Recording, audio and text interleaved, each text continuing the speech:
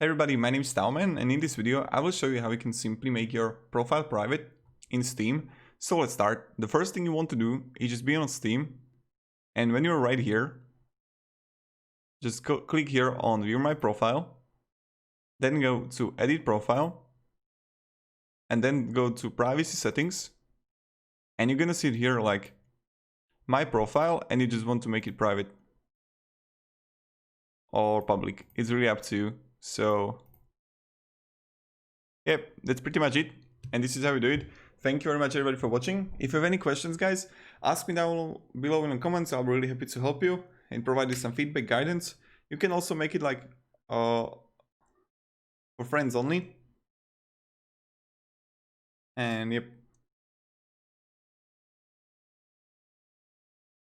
So yeah. Have a great day and goodbye.